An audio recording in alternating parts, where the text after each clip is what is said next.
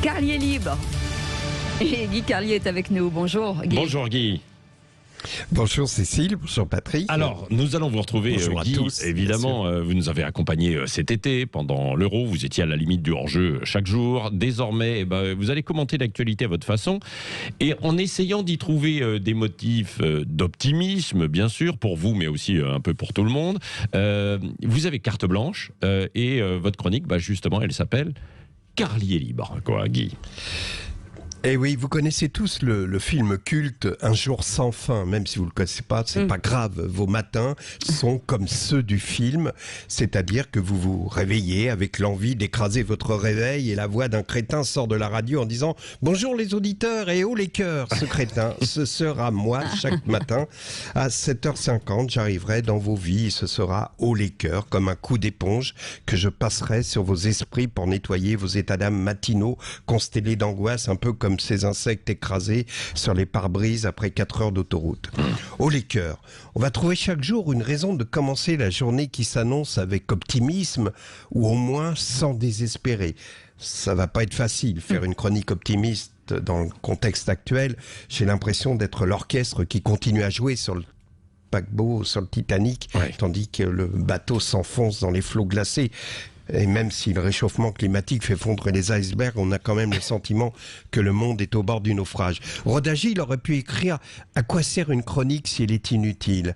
Moi je veux être utile à vivre et à rêver. Et si je n'y parviens pas, au pire, cette chronique vous sera utile comme repère horaire du genre « Hugo, t'es en retard, c'est l'heure de Carlier, t'es encore sous la douche ?» À défaut d'être l'ami du petit déjeuner, je serai le réveil du petit déjeuner. Alors, haut les cœurs, ce matin, un haut les cœurs particulier aux femmes. Parce que un peu partout dans le monde, de Kaboul aux États-Unis, elles traversent en ce moment un très mauvais karma dans l'indifférence générale. Mais je ne suis pas inquiet. Marie Portelano, qui a fait de la dignité des femmes un combat justifié, va s'occuper des talibans et des bigots du Minnesota maintenant qu'elle en a terminé avec son combat contre le monstre Pierre Ménès.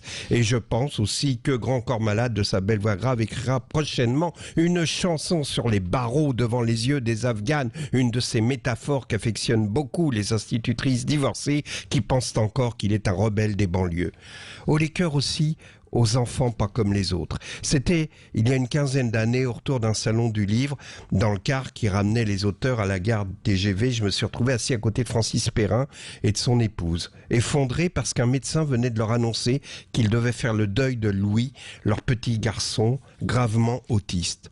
Samedi soir sur France 2, à la fin du JT, Delahousse a consacré un reportage à Francis Perrin et à son fils, âgé aujourd'hui d'une vingtaine d'années, à qui le comédien et son épouse ont consacré leur existence. Ce combat quotidien a donné un sens à leur vie, comme il a sauvé celle de Louis, dont ils devaient faire le deuil, au point qu'ils vont monter sur scène pour jouer l'école des femmes. L'école des femmes, incroyable symbole avec ce Arnolphe taliban molérien et Agnès, une femme qui va se libérer. On les a vus répéter et le regard que portait Francis Perrin sur son fils pendant qu'il jouait m'a convaincu que non, il ne faut pas désespérer. Alors, vous qui m'écoutez, faites de ce lundi ce que Francis Perrin a fait de son fils.